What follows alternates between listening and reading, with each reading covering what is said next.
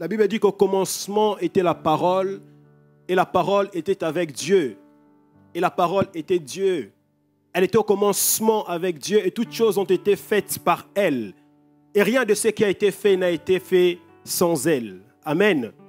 La parole nous a créés. La parole nous révèle le mystère de Dieu. La parole nous guide. Alléluia.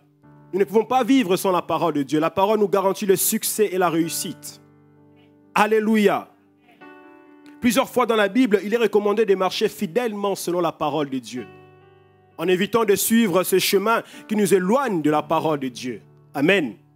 Ne pas suivre la parole de Dieu, c'est courir un grand danger et s'exposer aux échecs. Amen. Notre texte de base se trouve dans 1 Samuel, versets 6 à 9. 1 Samuel, versets 6 à 9. Il est écrit, « Fortifie-toi et prends courage, car c'est toi qui mettras ces peuples en possession du pays que j'ai juré à leur père de leur donner. Fortifie-toi seulement et aie bon courage, en agissant fidèlement selon toute la loi que Moïse, mon serviteur, t'a prescrite. Ne t'en détourne ni à droite ni à gauche. » Retenez ceci. « Ne t'en détourne ni à droite ni à gauche, afin de réussir dans tout ce que tu entreprendras. Que ce livre de la loi ne s'éloigne point de ta bouche. Médite-le jour et nuit pour agir fidèlement selon tout ce qui est écrit. Car c'est alors que tu auras du succès dans tes entreprises. C'est alors que tu réussiras. Ne t'ai-je pas donné cet ordre? Fortifie-toi et prends courage. Ne t'effraie point, ne t'épouvante point, car l'Éternel, ton Dieu, est avec toi dans tout ce que tu entreprendras. » Alléluia. Amen. Alléluia. Est-ce que nous pouvons acclamer pour la parole de Dieu?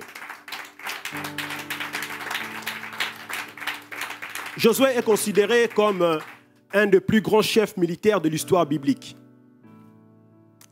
Pour sa conquête de la terre promise, il est mentionné pour la première fois dans Exode 17 lors de la bataille contre les Amalécites.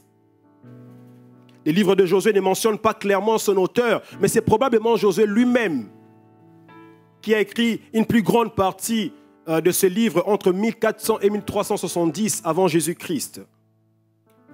Les livres de Josué racontent comment les enfants d'Israël sont entrés et se sont installés dans le pays de Canaan que Dieu a promis de leur donner. Josué est le personnage principal du livre qui porte son nom. Son nom veut dire « le Seigneur sauve ». Mais son nom veut dire aussi en hébreu le nom de notre Seigneur Jésus-Christ. Il a été l'assistant de Moïse et il remplace Moïse quand celui-ci meurt. Formé par les longues années dans le désert, Josué est appelé maintenant à des grandes responsabilités. Comme dit souvent l'évêque, après le désert, il y a le... Je n'ai pas entendu. Après le désert, il y a le... Ah, est-ce que vous écoutez vraiment souvent le message? Après le désert, il y a le dessert. Alléluia. À cause de sa loyauté, Josué a été récompensé. À cause de sa fidélité envers Moïse, Josué on lui a confié des grandes responsabilités. Frères et sœurs, quand on est fidèle dans les petites choses, on nous confie des grandes choses. Alléluia. Ne cherchons pas à faire de grandes tâches pour Dieu. Commençons d'abord avec des petites choses. Commençons d'abord petit. Acceptons d'abord de servir Dieu.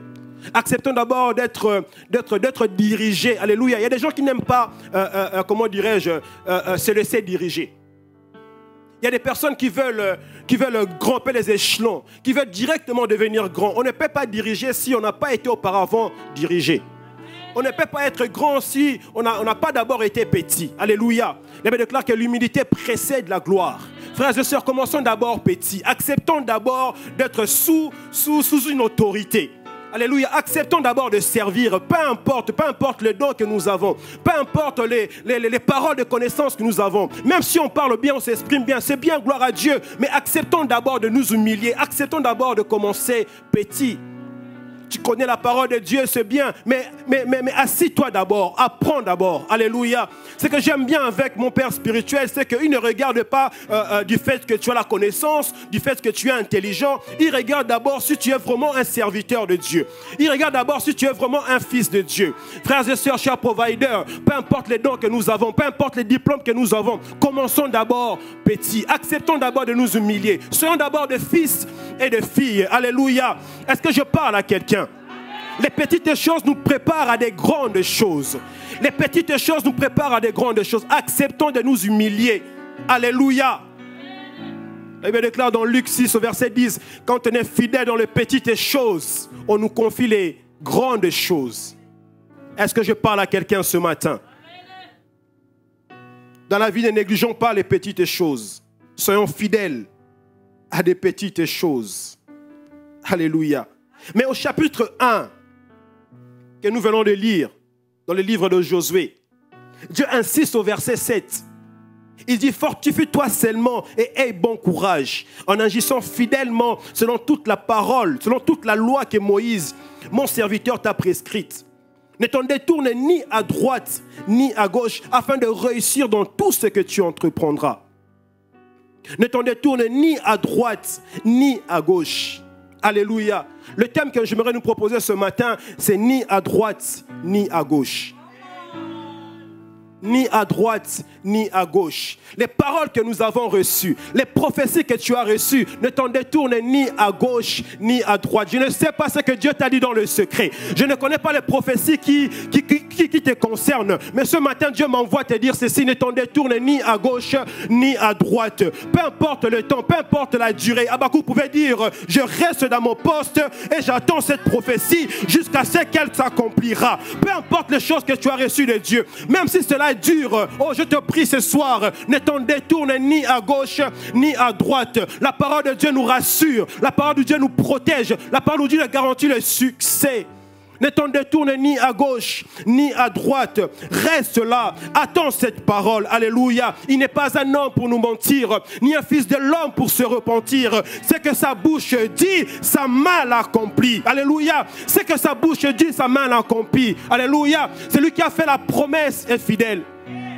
Celui qui a fait la promesse est fidèle. Peu importe les temps, peu importe la durée de cette situation, attends cette parole, elle s'accomplira. Oh, j'aimerais insister là-dessus. Attends cette parole, elle s'accomplira. Attends-la, attends-la. La Bible déclare, je serre ta parole dans mon cœur. Je la serre dans mon cœur afin de ne pas pécher contre toi. Seigneur, je serre cette parole dans mon cœur. Je le serre cette parole dans mon cœur. Je refuse de me détourner ni à gauche, ni à droite. Qu'il pleut ou qu'il vente, je serre cette parole. Je marche avec cette parole. Ta parole est cette assurance, oh Dieu. Ta parole est la garantie qui me garantit l'avenir. Alléluia. Reste accroché à cette parole. Il n'est pas un homme pour nous mentir, ni un fils de l'homme pour se repentir. Ta parole est une lampe à mes pieds, une lumière sur mon sentier. La parole de Dieu. Oh, reste attaché à cette parole. Reste attaché à cette parole. Reste attaché à cette parole. Peu importe les temps, reste attaché à cette parole. Peu importe la durée, reste attaché à cette parole. Je reste, je reste. Je refuse de bouger. Je refuse de me détourner. Je reste attaché à ta parole, Seigneur. Oh, je ne sais pas pourquoi, mais l'Esprit de Dieu me pousse à insister là-dessus. Ne t'en détourne pas. Ne t'éloigne pas, car c'est lui qui a fait la promesse. Est fidèle. Il est fidèle à sa promesse. Il est fidèle à sa promesse. Tu vois les autres avancer dans la vie. Ce n'est pas grave. Ce n'est pas grave, ce n'est pas grave. Tu te poses des questions, mais Seigneur, tu m'as parlé en 2000. Jusqu'à présent, je ne le vois pas encore. Oh, je viens te rassurer ce matin. Ce que sa bouche dit, oh, sa main l'accomplit. Oh, tu attends ce projet jusqu'à présent qui n'aboutit pas encore. Oh, tu sais que normalement, cette année, tu ne devais pas être là où tu es. Tu te poses des questions. Mais Seigneur, tu m'as parlé en 1998. Jusqu'à présent, je ne vois pas encore ces choses. Oh, ce matin, le Seigneur m'envoie te dire ceci. Il est fidèle à sa parole. Il est fidèle à sa parole. Il est fidèle à sa parole. Tu vois les autres avancer, toi tu n'avances pas. Dieu est fidèle à sa parole. Il ne fonctionne pas comme les hommes. Dieu ne fonctionne pas comme les hommes. Il est fidèle. Il est fidèle à sa parole. Alléluia. Et pourquoi Dieu n'a n'a-t-il pas permis à Moïse d'entrer dans la terre promise? Pourquoi Dieu n'a-t-il pas permis à Moïse d'entrer dans la terre promise? Lisons Nombre 20, au verset 7 à 8. L'Éternel parla à Moïse et dit, « Prends la verge et convoque l'assemblée, toi et ton frère Aaron. Vous parlerez en leur présence au rocher et il donnera ses eaux. Tu feras sortir pour eux de l'eau du rocher et tu abreuveras l'assemblée et leur bétail. » Je répète ce verset pour que vous compreniez pourquoi Moïse a été refusé, a été rejeté. Prends la verge et convoque l'assemblée, toi et ton frère Aaron. Vous parlerez en leur présence au rocher et il donnera ses eaux. Tu feras sortir pour eux de l'eau du rocher et tu abreuveras l'assemblée et leur bétail. Au verset 11, Moïse leva la main et frappa 2 fois le rocher avec sa verge. Il sortit de l'eau en abondance. L'assemblée but et le bétail aussi. Au verset 12, alors l'Éternel dit à Moïse et à Aaron, « Parce que vous n'avez pas cru en moi pour me sanctifier aux yeux des enfants d'Israël, vous ne ferez point entrer cette assemblée dans le pays que je lui donne. » Alléluia. Dieu a donné l'ordre. Moïse a fait autrement. Dieu a dit, vous parlerez au rocher. Mais Moïse a frappé le rocher. Et à cause de cela, Moïse a été disqualifié. Moïse qui parlait face à face avec Dieu. Moïse qu'on appelle l'ami de Dieu. Alléluia. Il a été disqualifié. Dieu n'est pas notre ami, frères et sœurs. Ce n'est pas parce que tu fais du Congossa avec Dieu que Dieu va accepter tes désobéissances. Tu seras disqualifié. Alléluia. Tu seras disqualifié. Lorsqu'on désobéit à Dieu, il y a toujours des conséquences. Dieu sait ce qu'il fait. Nous n'avons qu'à faire ce qu'il nous demande. Pas plus et pas moins. Les manques de patience, des disciplines et d'humilité peuvent nous faire rater et échouer beaucoup de choses. Alléluia. Et cela, ce fut le cas du roi Saül, que je m'en vais vous lire l'histoire. Dans 1 Samuel, chapitre 15, au verset 10 à 26. L'Éternel adressa la parole à Samuel et lui dit, je me repens d'avoir établi Saül pour roi, car il se détourne de moi et il n'observe point mes paroles. Samuel fut irrité et il cria à l'Éternel toute la nuit. Il se leva de bon matin pour aller au-devant de Saül et on vint lui dire, Saül est allé à Carmel et voici, il s'est érigé un monument, puis il s'en est retourné. Et passa plus loin, il est descendu à Gilgal. Samuel s'est rendu auprès de Saül et Saül lui dit, sois béni de l'Éternel. J'ai observé la parole de l'Éternel. Samuel dit, qu'est-ce donc que ce bêlement de brebis qui parvient à mes oreilles? Et ces mugissements de bœufs que j'entends? Saül répondit, ils les ont amenés de chez les Amalécites, parce que le peuple a épargné le meilleur brebis et le meilleur bœuf, afin de le sacrifier à l'Éternel, ton Dieu. Et le reste, nous l'avons dévoué par interdit. Samuel dit à Saül, arrête, et je te déclarerai ce que l'Éternel m'a dit cette nuit. Et Saül lui dit, parle. Samuel dit, lorsque tu étais petit à tes yeux, n'es-tu pas devenu le chef des tribus d'Israël? Et l'Éternel ne t'a-t-il pas oint pour que tu sois roi sur Israël? L'Éternel t'avait fait partir en disant, va, aidez-vous par interdit ces pécheurs, ces Amalécites. Tu leur feras la guerre jusqu'à ce que tu les aies exterminés. Pourquoi n'as-tu pas écouté la voix de l'Éternel? Pourquoi t'es-tu jeté sur le butin et as-tu fait ce qui est mal aux yeux de l'Éternel?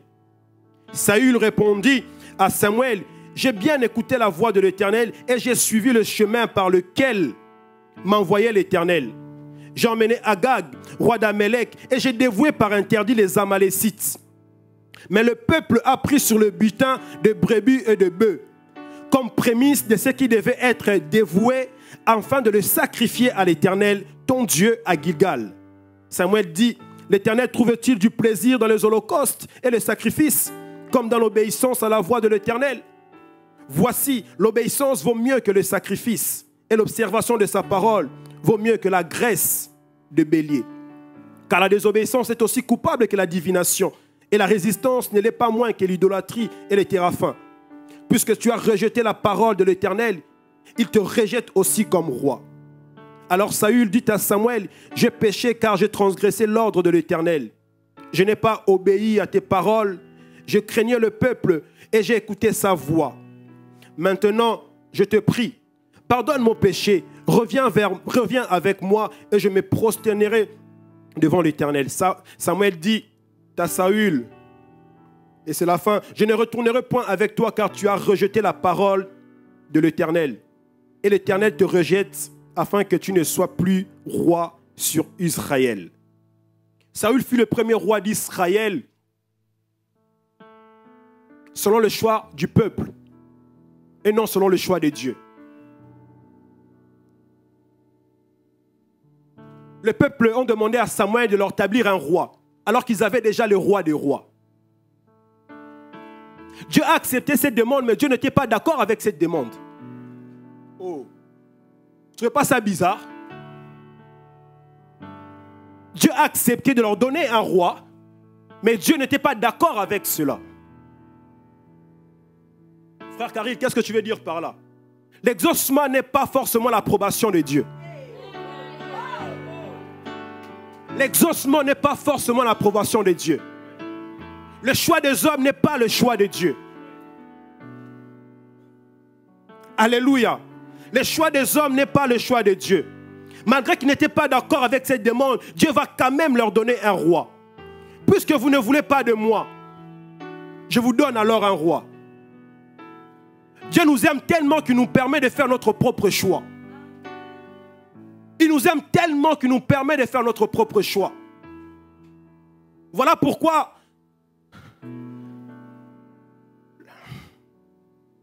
comment vous expliquer ça? Quand tu fais un choix de rentrer par exemple dans un mariage, au lieu de vivre le meilleur, tu commences à vivre le pire. Tu commences à accuser Dieu. Dieu, le mariage que tu m'as donné. Dieu, le mari que tu m'as donné. Mais est-ce que Dieu t'a parlé de cet homme? Est-ce que Dieu t'a parlé de cette femme? Alléluia. Voilà pourquoi avant de se marier, on va souvent voir les pasteurs pour que les pasteurs regardent si vraiment c'est du sérieux, si vraiment c'est compatible. Alléluia. Dieu est juste. Dieu est juste. Vous avez prié, vous avez demandé un roi. Dieu vous a donné un roi. Et cela m'amène à parler un peu, comment dirais-je, cela m'amène à dire, par exemple, dans nos prières. Nous aimons beaucoup prier. Nous aimons beaucoup demander à Dieu. Mais nous ne prenons pas le temps d'écouter Dieu. On prie. Seigneur, donne-moi. Seigneur, je veux ceci. Seigneur, je veux cela. Seigneur, donne-moi ce travail. Et lorsque Dieu te donne ce travail, tu commences à te plaindre. Dans ce travail, on ne me paye pas assez. Je ne m'en sors pas. Mais tu as demandé un travail. Dieu t'a donné un travail. Dieu est juste. Voilà pourquoi il dit, je mets la vie et la mort devant toi.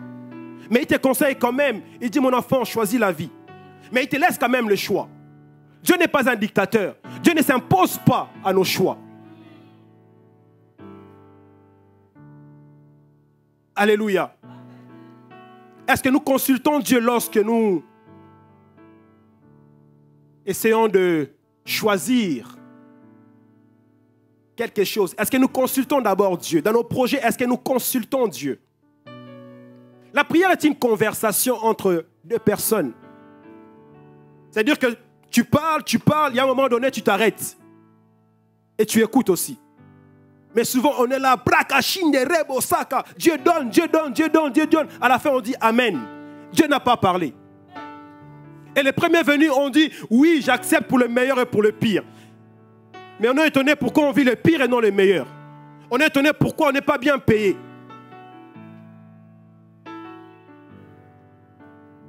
Quelqu'un a dit un jour, la prière, il a dit, la prière n'est pas un monologue. C'est un dialogue. La prière n'est pas un monologue, c'est un dialogue. Une conversation entre deux personnes. Je parle et j'écoute. Je parle et j'écoute. Alléluia. Apprenons à écouter Dieu dans nos prières. Apprenons à être attentifs à la voix de Dieu. C'est une conversation, la prière. Parce que le choix de l'homme n'est pas le choix de Dieu. Apprenons à écouter le cœur de Dieu. Ce peuple n'a pas écouté le cœur de Dieu. Ce peuple n'a pas cherché à savoir si Dieu était d'accord avec ses choix. Alléluia. Oh, ce matin, est-ce que je parle à quelqu'un? Est-ce que je parle à quelqu'un? Alors pourquoi Saül a été rejeté? Saül a été rejeté par la suite parce qu'il n'a pas écouté la parole de Dieu. Il a été rejeté parce qu'il a voulu faire plaisir aux hommes. Il a voulu faire plaisir aux hommes et il a été rejeté par Dieu. Dieu a donné un ordre. Saül n'a pas respecté cet ordre-là. Il a voulu faire à sa sauce, comme disent les Ivoiriens. Je préfère faire la volonté de mon Dieu plutôt que faire la volonté des hommes. Il y a des chrétiens qui souffrent de la bléphophobie. Vous savez, cette souffrance de la peur du jugement des autres. Dites. Une peur qui fait que l'on essaye de plaire à tout le monde. On essaie de plaire à tout le monde, Dibal. Dieu a parlé. Nous, on veut faire autre chose, on veut faire autrement. Pourquoi? Parce qu'on a peur du regard des autres. On a peur du jugement des autres. Sinon, on va me rejeter. Sinon, on va me détester. Détester moi, ce n'est pas grave. Mais je préfère faire la volonté de mon Dieu. Oh, sinon, ils ne vont pas m'aimer. Ce n'est pas grave, mais je préfère faire la volonté de mon Dieu. Je préfère faire la volonté de mon Dieu. Dieu m'a dit de faire ceci, je vais le faire. Je vais obéir à la parole de Dieu. Je préfère que les hommes me rejettent que Dieu. Oui, je préfère que les hommes me rejettent que Dieu. Je préfère faire la volonté de mon Dieu. Oh, si je ne partage pas, on ne va plus me parler. Ne me parlez plus, ce n'est pas grave. Oh, si je ne fais pas ceci, on ne va plus m'adresser la parole. M'adresser plus la parole, ce n'est pas grave. Je préfère faire la volonté de mon Dieu.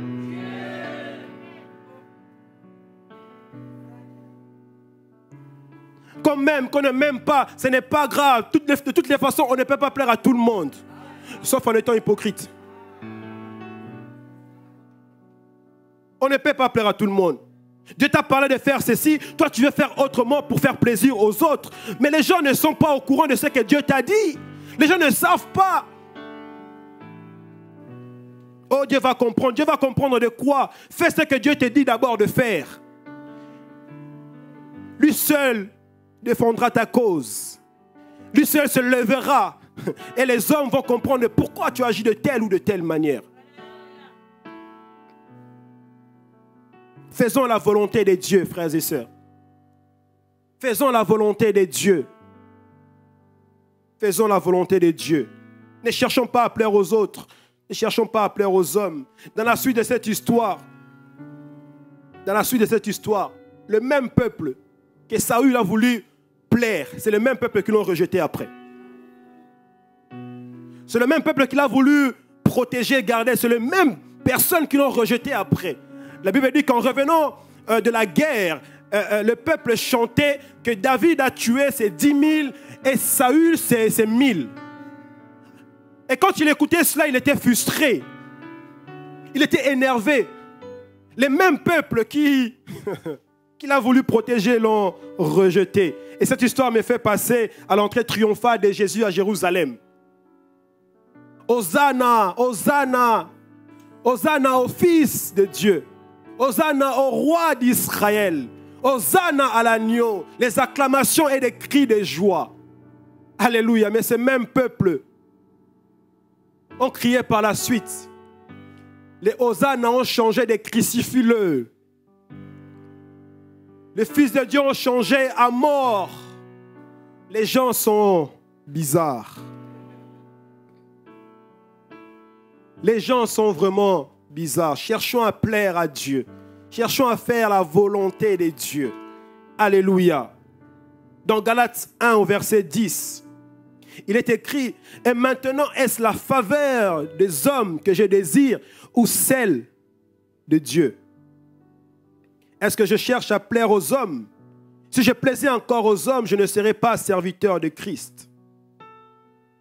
Vivre pour plaire aux hommes nous maintiendra en état d'esclavage. Mais vivre pour Jésus, oh, vivre pour Jésus. Quand nous vivons pour lui, nous serons réellement libres. Quand nous vivons pour Jésus, nous serons réellement libres. Mais si nous vivons pour les hommes, nous serons toujours en état d'esclavage. Celui qui cherche à plaire à Dieu et non aux hommes trouvera le repos et la paix. Je préfère faire la volonté de mon Dieu. Je préfère faire la volonté de mon Dieu. Qu'on m'aime pas, qu'on me considère ou pas, je préfère faire la volonté de mon Dieu. Les hommes regardent à l'extérieur, mais mon Dieu regarde à ce qui est à l'intérieur. Alléluia. Alors c'est quoi faire la volonté de Dieu? Jésus leur dit dans Jean 4, au verset 34, « Ma nourriture est de faire la volonté de celui qui m'a envoyé et d'accomplir son œuvre. » Faire la volonté de Dieu, c'est faire ce qu'il veut. Faire la volonté de Dieu, c'est faire ce qu'il dit et ce qu'il ordonne. Faire ce qu'il conseille. Faire la volonté de Dieu, c'est l'écouter et l'obéir. Faire la volonté de Dieu, c'est se soumettre à Dieu et lui faire totalement confiance. Faire la volonté de Dieu, ce n'est pas faire sa propre volonté. Il m'arrive très souvent de mettre le GPS et de ne pas suivre l'itinéraire qu'il me propose. Il nous est déjà tous arrivé. On met le GPS, mais il nous dit continuez tout droit, nous on sort à droite. Et bizarrement, on se retrouve coincé dans les routes en travaux ou dans les embouteillages. Et ensuite on est frustré, on se dit mais on est en retard et tout, mais ce n'est pas la faute du GPS. Alléluia. Quand on se détourne de la parole de Dieu, on sera forcément coincé quelque part. Être guidé par Dieu est très important car il a un plan pour nos vies. Suivre Dieu, c'est recevoir les directives de celui qui sait tout sur tout. De celui qui sait tout sur tout.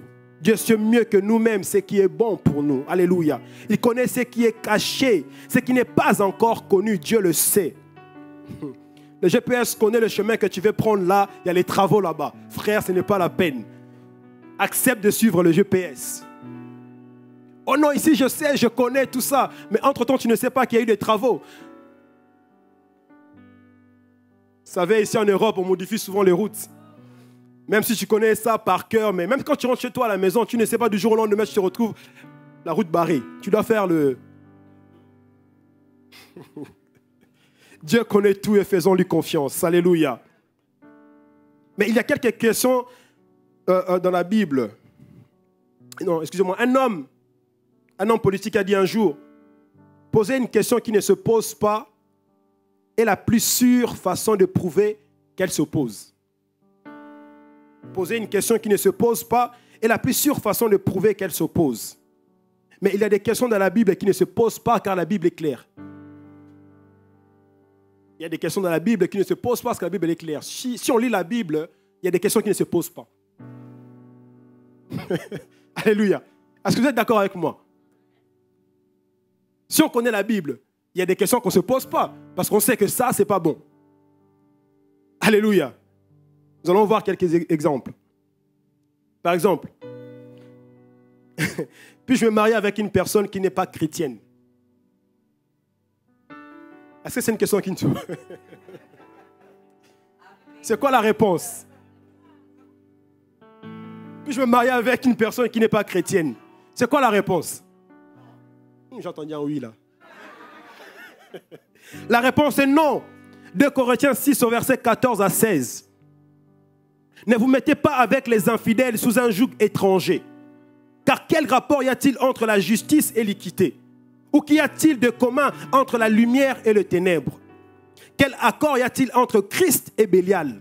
Ou quelle part a le fidèle avec l'infidèle? Quel rapport y a-t-il entre le temple de Dieu et les idoles? Car nous sommes le temple de Dieu. Comme Dieu l'a dit, j'habiterai et je marcherai au milieu d'eux. Je serai leur Dieu et ils seront mon peuple. Alléluia. Donc cette question ne se pose pas, puisque tu connais déjà la réponse, c'est non. Tu ne peux pas. Quelqu'un dit, sinon tu vas épouser, ou sinon ta belle-mère sera le... Alléluia. L'autre question, c'est, dois-je payer mes impôts? Dois-je payer mes impôts?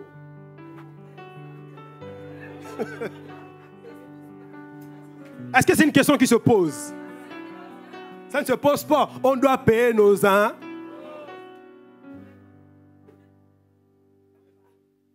Quelqu'un me dit comment ça? C'est biblique. Je vais lire le verset. On doit payer nos impôts. À une époque, je n'aimais jamais payer les impôts, moi. Quand je n'étais pas encore enfant de Dieu. Même quand je prenais les transports, quand ça arrivait, des fois je donnais... Quelqu'un a répondu un faux non. Ça... Oh non, Dieu nous a sauvés. Est-ce qu'on peut acclamer pour le Seigneur?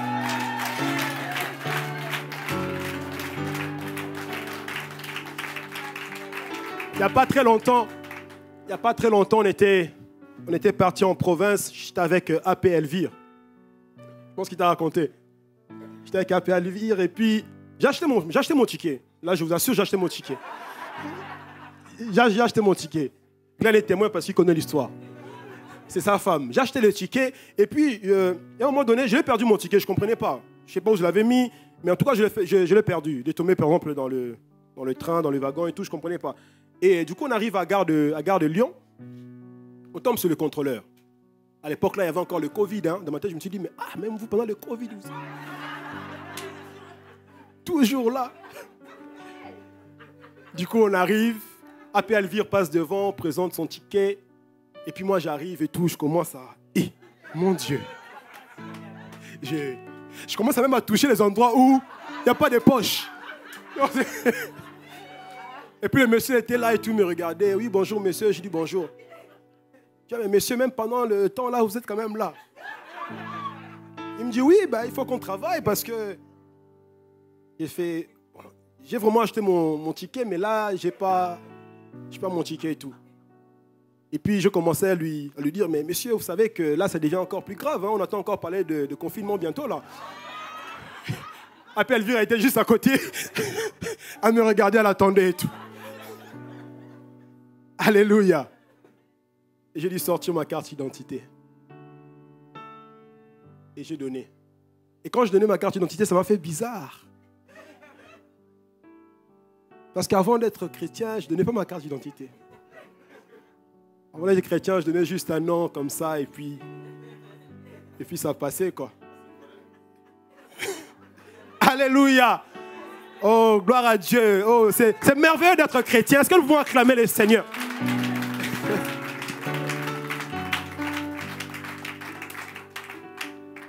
Donc je disais, dois-je payer mes impôts? La réponse est oui.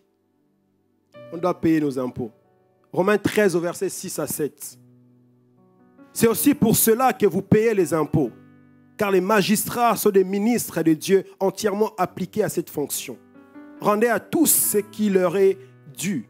L'impôt à qui vous devez l'impôt, les tributs à qui vous devez les tributs, la crainte à qui vous devez la crainte, et l'honneur à qui vous devez l'honneur. Alléluia. Chère émergence, on doit payer nos tickets de train. On doit le payer. Dernier exemple. Dois-je pardonner à mon frère? Dois-je pardonner à mon frère? Vous connaissez la réponse. La réponse est oui. Dans Matthieu, quelqu'un dit ça dépend. Non, on doit pardonner. On doit pardonner. Alléluia. On doit pardonner. Si Jésus nous a pardonné, on doit aussi pardonner. Le chrétien, c'est celui qui ressemble à Christ. Alléluia. Peu importe, on doit pardonner. Pas redevenir après les amis ou pas, mais on doit quand même... Quand je parle de pardon, c'est vraiment un pardon. Hein? Ce n'est pas la moitié, on pardonne vraiment. On pardonne vraiment. Alléluia. Matthieu 18, verset 21-22. Alors Pierre s'approcha de lui et dit, Seigneur, combien de fois pardonnerai-je à mon frère lorsqu'il péchera contre moi? Sera jusqu'à 7 fois. Jésus lui dit, je ne te dis pas jusqu'à 7 fois, mais jusqu'à 70 fois 7. Je nous laisse faire le calcul. On doit pardonner. Quand nous cherchons à négocier notre obéissance à la parole de Dieu, nous risquons fort de ne pas recevoir des réponses. Parce qu'on ne négocie pas avec Dieu. Sa parole est oui et amen. On ne négocie pas. On ne s'en détourne ni à gauche, ni à droite. Alléluia. La parole de Dieu est oui et amen. Un jour, un homme disait, moi je ne pêche pas, je regarde juste pour le plaisir. Moi je ne pêche pas, je regarde juste pour le plaisir. Je lui ai répondu, mon frère, tu pêches. Tu pêches bien même. Il est écrit dans Matthieu 5, verset 28, tout homme qui regarde une femme pour la convoiter a déjà commis un adultère avec elle dans son cœur. Pas besoin de toucher. Mais du fait que tu regardes, tu pêches. Si tu regardes avec des pensées bizarres dans ta tête, frère, tu pêches. Mais ce verset ne concerne pas que les hommes. Ce n'est pas parce que c'est marqué tout homme que ça veut dire que ça concerne que les hommes. C'est tout homme avec un grand H. Tout homme avec un grand H. Ce verset aussi est valable pour les femmes. Lorsque tu regardes un homme avec des pensées bizarres, tu pêches. Alléluia. Il y a moins des amens là. Il y a moins les amens. Souvent, ce qui nous empêche d'attendre Dieu nous parler, peu importe les moyens, c'est ce que nous avons une idée déjà en tête. Et que peu importe ce que Dieu dira, nous ferons ce que nous avons déjà décidé de faire. Voilà les choses qui nous empêchent d'attendre Dieu. Nous avons déjà une idée en tête. Les enfants d'Israël, ils avaient déjà leur idée en tête. Établis-nous un roi. Ils n'ont pas cherché à comprendre. Ils n'ont pas cherché à écouter le cœur de Dieu. Ils n'ont pas cherché à poser d'abord la question à Dieu. Non, établis-nous un roi. Peu importe ce que Samuel leur disait, ça rentrait à gauche, ça sortait à droite. Non, nous voulons juste un roi. Donne-nous un roi, alors qu'ils avaient déjà un roi. Nous avons déjà une idée en tête. Peu importe la prédication que tu peux entendre, tu as déjà une idée en tête. Voilà pourquoi il y a des personnes qui ne changent pas. Pourquoi? Parce que vous avez déjà une idée en tête. Le pasteur prêche, il transpire pendant 1 heure, il déclare les choses, il prophétise, on vous pose les mains, il n'y a rien qui change dans votre vie. Et puis vous dites que ce pasteur-là n'a pas l'onction. Non, le pasteur a l'onction. Le pasteur a l'onction, le pasteur a prophétisé, Dieu lui a parlé. Ça ne change pas. Pourquoi? Parce que tu as déjà une idée en tête. Tu as déjà tes propres paroles en tête. Voilà pourquoi nous ne sommes pas bénis. Voilà pourquoi nos vies ne changent pas. Parce que nous avons déjà une idée en tête. Tu viens, tu écoutes la parole, mais tu te dis, ah, ce pasteur-là, il mange l'argent. Tu écoutes la parole, tu dis, ah, il change de vêtements tous les jours. Tu as déjà une idée en tête, tu as déjà des imaginations sur ce pasteur-là. Comment est-ce que tu peux être béni si tu as des paroles comme ça, si tu as des pensées comme ça, en travers cet homme de Dieu? Quand tu viens, tu écoutes la parole, est-ce qu'il y a quelque chose qui change dans ta vie? Est-ce que tu viens, tu regardes simplement comment les autres sont habillés? Ou tu regardes simplement comment le pasteur est habillé? Alléluia. Que Dieu nous aide de changer notre mentalité. Que Dieu nous aide de changer notre mentalité. Au nom de Jésus. Alléluia. La parole nous bénit. Si on peut acclamer, on acclame bien.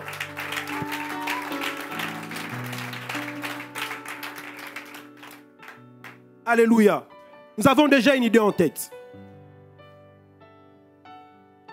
J'ai pitié pour les mamans pasteurs, les femmes des pasteurs. Ah! Et ils souffrent, hein? Elle peut prier pour toi, mais tu as déjà une idée en tête. Dis voilà comment elle est, machin. Mais on va revenir là-dessus.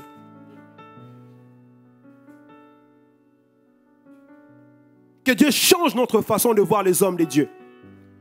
Que Dieu change notre pensée. Alléluia.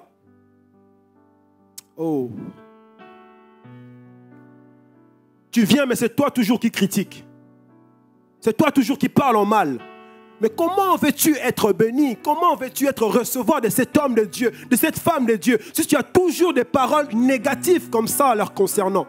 Comment veux-tu être transformé? Comment veux-tu être changé? On ne récolte que ce qu'on sème, bien-aimé. On ne récolte que ce qu'on sème. Tu veux être guéri, change tes pensées. Tu veux être guéri, change ton attitude. Vois les choses autrement. Vois la parole de Dieu autrement. Ce ne sont pas des hommes, mais ce sont des anges que Dieu a envoyés pour nous. La Bible déclare que Dieu parle, t'entends d'une manière et d'une autre. T'entends d'une manière et d'une autre. Si tu veux écouter Dieu, il faut écouter l'homme de Dieu qui te parle. Si tu veux écouter Dieu, il faut lire ta Bible. Alléluia. Dieu ne descendra pas comme ça. Voici mon fils, sois béni. C'est chaque dimanche, chaque vendredi, chaque mercredi. Quand on écoute l'évêque, Dieu nous parle à travers lui. Quand on écoute la prophétesse Charlotte, Dieu nous parle à travers lui. Mais si tu viens avec des idées bizarres sur les hommes de Dieu, comment veux-tu être béni? Tu es en train de te détourner. Tu es en train de te détourner. Voilà pourquoi nos vies ne changent pas. Tu es en train de te détourner, de t'écarter. Que Dieu nous aide ce matin à changer notre pensée. Que Dieu nous aide ce matin à changer cette mentalité. Alléluia. Voilà pourquoi la Bible déclare, vos pensées ne sont pas mes pensées. Les pensées des hommes ne sont pas les pensées de Dieu. À Providence, on se marie. Alléluia. À Providence, on se marie. Les gens sont bénis à Providence. Mais toi, tu vois, ta situation ne change pas. Pourquoi? Pose-toi des questions. Pourquoi ça ne change pas? Tu sais très bien ce qu'il y a dans ta tête. Tu sais très bien ce que tu penses. Pose-toi des questions. Pourquoi les choses ne changent pas?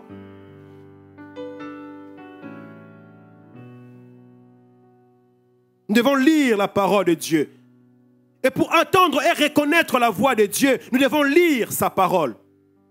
Il est écrit que ce livre de la loi ne s'éloigne point de ta bouche, médite-le jour et nuit. Jour et nuit. La Bible n'est pas un livre de décoration à la maison. Elle n'est pas réservée qu'au dimanche à l'église. La Bible doit faire partie de notre quotidien. Nous devons la lire chaque jour pour attendre Dieu nous parler. Que ce livre de la loi ne s'éloigne point de ta bouche.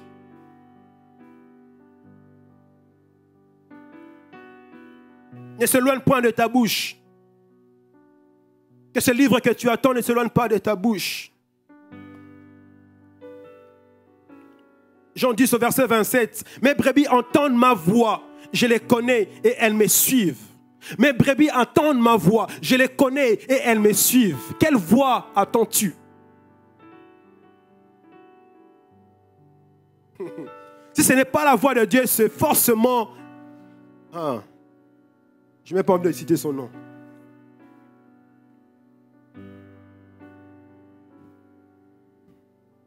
La parole de Dieu nous garantit la réussite. Et la première question à nous poser avant d'aller plus loin est la suivante. C'est quoi au juste réussir dans la vie? Réussir dans la vie, selon le monde, c'est atteindre l'objectif qu'on s'est fixé dans la vie. Pouvoir réaliser nos rêves, pouvoir réaliser nos envies et désirs. Mais un acteur américain a dit un jour, j'aimerais que tout le monde puisse devenir riche et célèbre et avoir tout ce dont il rêve pour comprendre que ce n'est pas cela qui rend heureux. Je répète, j'aimerais que tout le monde puisse devenir riche et célèbre et avoir tout ce dont il rêve pour comprendre que ce n'est pas cela qui rend heureux. La richesse sans Dieu nous rend malheureux. Luc 12 au verset 21. Il en est ainsi de celui qui amasse des trésors pour lui-même et qui n'est pas riche pour Dieu. La vérité est que tout ce que nous avons et possédons vient de Dieu. Il est l'auteur de ce que nous avons, de ce que nous sommes et possédons. C'est le pasteur Charlet qui disait que Dieu nous rend riches, pas pour nous-mêmes, mais pour bénir sa maison. Dieu nous rend riches pour faire avancer le royaume de Dieu. Dieu ne nous rend pas riches pour nous-mêmes. La question que je nous pose, c'est quelle est ta motivation de devenir riche? Tu veux devenir riche pourquoi? Tu veux devenir riche pour qu'on te voie avec de belles voitures? Tu veux devenir riche pour voyager, faire le tour du monde? C'est quoi ta motivation de devenir riche? Parce que ceux qui sont riches, en réalité, ils ne sont pas heureux. La vérité, c'est que si tu n'as pas Jésus, tu n'es pas heureux. Peu importe le nombre d'argent que tu as dans le compte, si tu n'as pas Jésus, tu n'es pas heureux. Que Instagram ne nous trompe pas. Que les réseaux sociaux ne nous trompent pas. Si tu n'as pas Jésus dans ta vie, tu ne seras jamais heureux. Venez à Jésus et vous serez heureux. Venez à Jésus et vous serez plus riche que ce que vous voyez dans ce monde. Venez à Jésus. Nous sommes plus que cela. La dernière fois, j'avais prêché que ma réalité n'est pas la vérité. Nous sommes plus riches que cela. C'est ce qui est écrit dans ce verset. Les projets de Dieu pour ta vie n'est pas que tu vives pour ta pomme, pour satisfaire tes envies, ton ego. Mais tu es au contraire appelé à ne plus vivre pour toi-même.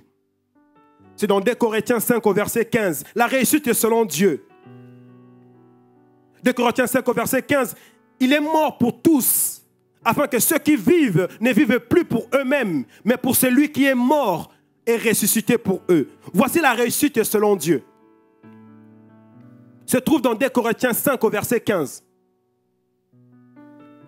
Il est mort pour tous afin que ceux qui vivent ne vivent plus pour eux-mêmes, mais pour celui qui est mort et ressuscité pour eux. Selon ce qu'il est écrit dans ce verset, les projets de Dieu pour ta vie n'est pas que tu vives pour ta pomme, pour satisfaire tes envies, ton ego, mais tu es au contraire appelé à ne plus vivre pour toi-même, mais pour Dieu. Nous sommes appelés à vivre pour Dieu, pas pour nous-mêmes, pas pour nos enfants, pas pour nos parents, pas pour notre famille. Nous sommes appelés à vivre d'abord pour Dieu.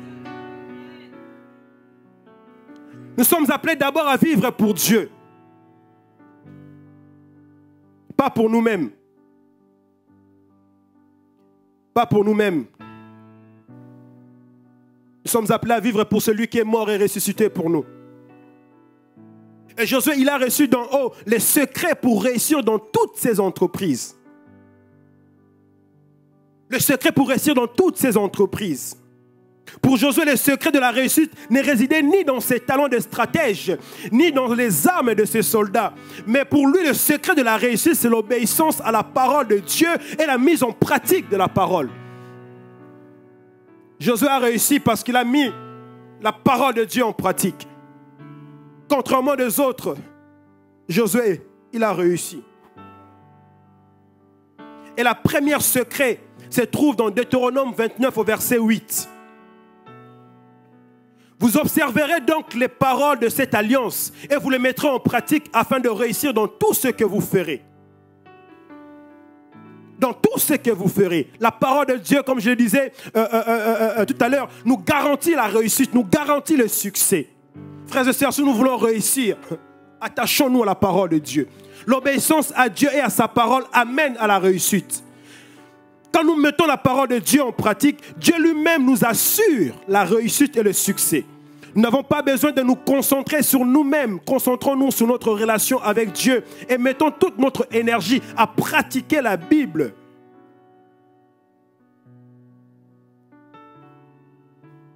Le deuxième secret, faire de Dieu la priorité absolue. Faire de Dieu la priorité absolue. Le deuxième secret. Psaume 37 au verset 4. Fais de l'Éternel tes délices, il te donnera ce que ton cœur désire. Fais de l'Éternel tes délices, il te donnera ce que ton cœur désire. La bénédiction est une question de priorité. Quelle est ta priorité, frères et sœurs? Quelle est ta priorité? Il y a souvent les gens, à un moment donné, ils priaient pour avoir du travail. Et quand il a trouvé du travail, il n'a plus le temps pour l'église. C'est Dieu là qui t'a donné du travail et c'est le même Dieu là aussi qui t'empêche de venir à l'église. La bénédiction est une priorité. La bénédiction est une priorité. Peu importe le travail que Dieu nous a donné, nous devons toujours trouver le temps à mettre Dieu en priorité. Il y a toujours un moyen. Il y a toujours un moyen. Parce que notre Dieu comment dirais-je, nous assure la réussite dans tout ce que nous allons faire. Si on refuse un travail parce que ça nous empêche d'aller servir Dieu, Dieu trouvera notre travail pour nous. Si nous avons la foi, Dieu trouvera notre travail pour nous. Je ne demande pas de couper, d'arrêter directement le contrat et puis de partir comme ça. Non. Tu pries Dieu. Tu demandes à Dieu, voilà, ce travail m'empêche de venir te servir. Seigneur, donne-moi un autre travail.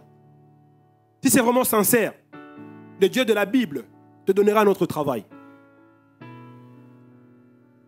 Parfois, nous pouvons pouvoir y arriver sans Dieu.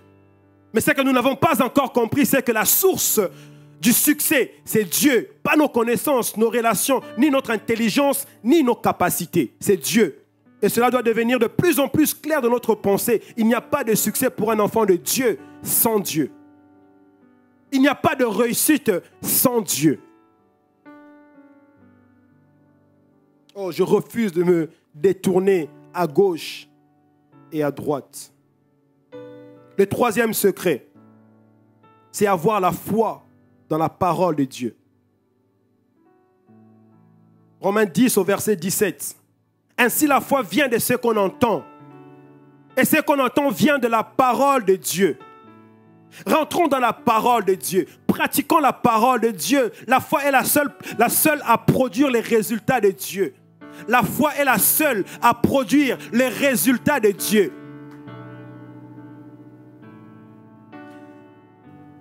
Elle appelle à l'existence des choses qui n'existent pas. La foi appelle le mariage, ce mariage qui n'existait pas encore. Si tu as la foi appelle ces choses. La foi appelle le travail qui n'existe pas encore à exister. Si nous avons la foi,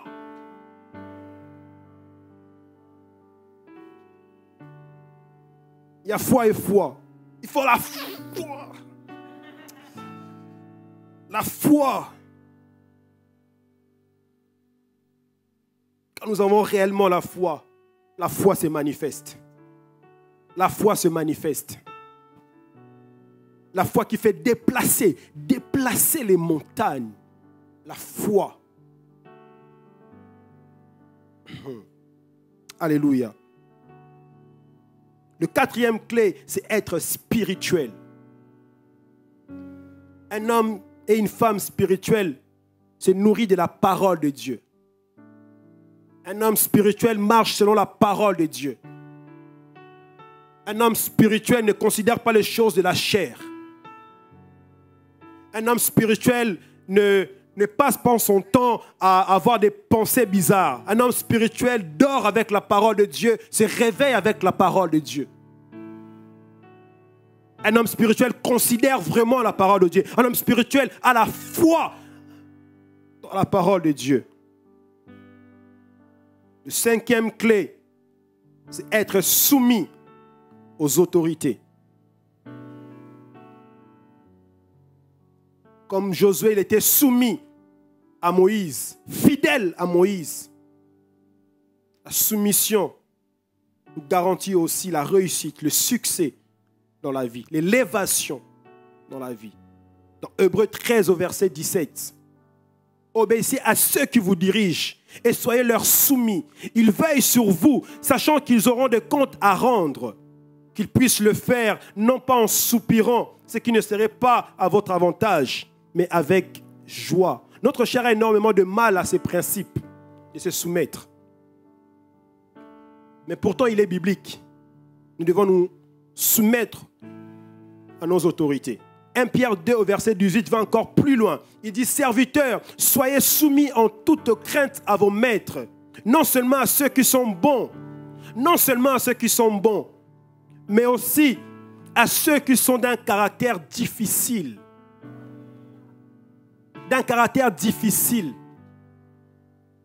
Accepte de te soumettre, même sur ceux qui ont un caractère difficile, même pour ceux qui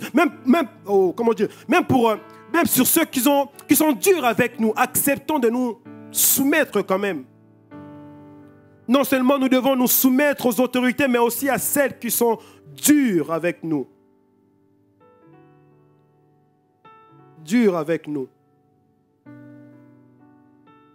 Quand le pasteur est dur, tu commences à changer de démarche, tu commences à changer ton regard.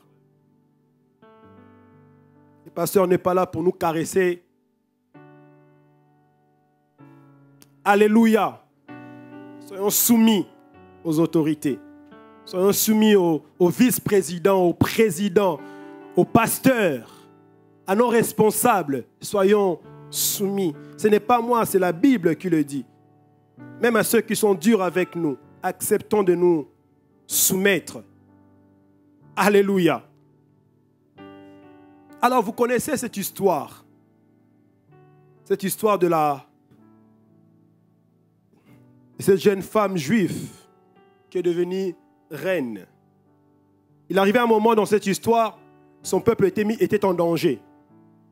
Vous connaissez l'histoire de Esther. Son peuple était en danger, meurtrier. Et la mission de la reine, sous la dictée de son oncle Mardoché, était de parler au roi pour sauver son peuple. Son peuple qui était en danger de mort d'un complot qui a été mis en place par un homme. Mais la reine a écouté toutes les paroles de son oncle pour aller parler au roi afin de sauver son peuple. Alléluia. Et son peuple a été préservé. Dans Esther 2, verset 10, il était écrit la seconde fois qu'on ensembla les jeunes filles. Mardoché c'est le oncle de Esther, est aussi à la porte du roi. Esther n'avait fait connaître ni sa naissance ni son peuple, car Mardoché le lui avait défendu. Et elle suivait les ordres de Mardoché aussi fidèlement qu'à l'époque où elle était sous sa tutelle. Bien que séparée de son oncle, elle est restée quand même obéissante à toutes les paroles que son oncle lui disait de faire. Si elle n'avait pas écouté son oncle, s'il n'avait pas mis en pratique toutes les paroles de Mardoché, mais son peuple serait exterminé. Son peuple serait exterminé. Mais cette femme, malgré qu'elle est devenue reine, elle a continué à mettre en pratique toutes les paroles de son oncle Mardoché. Je me pose la question dans cette histoire, si elle n'avait pas écouté son oncle. Vous savez, des fois, quand tu as un peu de pouvoir et tout, tu te dis, mais tu changes de démarche, tu changes de langage. Mais cette femme, par la grâce de Dieu, elle a mis en pratique toutes les paroles de son oncle Mardoché. La désobéissance a toujours des conséquences. Et ce fut le cas de Jonas, que vous connaissez l'histoire. Dans Jonas 1, verset 3 à 4. Il est écrit, Jonas se leva pour s'enfuir à Tarsis, loin de la face de l'Éternel. Il descendit à Japhon et il trouva un navire qui allait à Tarsis. Il paya le prix du transport et s'embarqua pour aller avec le passager à Tarsis, loin de la face de l'Éternel. Mais l'Éternel fit souffler sur la mer un vent impétueux et il se leva sur la mer une grande tempête. Le navire menaçait de faire naufrage. Le prophète Jonas a tenté de rejeter l'appel de Dieu. Alors que Dieu lui a demandé d'aller prophétiser à Ninive, Jonas décide de fuir à Tarsis. Désobéir à Dieu, c'est lui envoyer un message comme quoi qu'ils ne sont pas capables. Désobéir à Dieu, c'est dire à Dieu, Seigneur, choisis une autre personne. Je ne suis pas capable d'aller dans cet endroit-là. Et cela a toujours des conséquences visibles dans nos vies. La désobéissance. Désobéir à Dieu nous entraîne toujours dans les problèmes. Tout comme la désobéissance de Jonas ne s'est pas limitée à avoir des conséquences sur sa propre personne, mais aussi sur le passager du navire. Ainsi, notre désobéissance causera forcément du tort à notre entourage. Quand on désobéit à Dieu, il y a forcément des conséquences.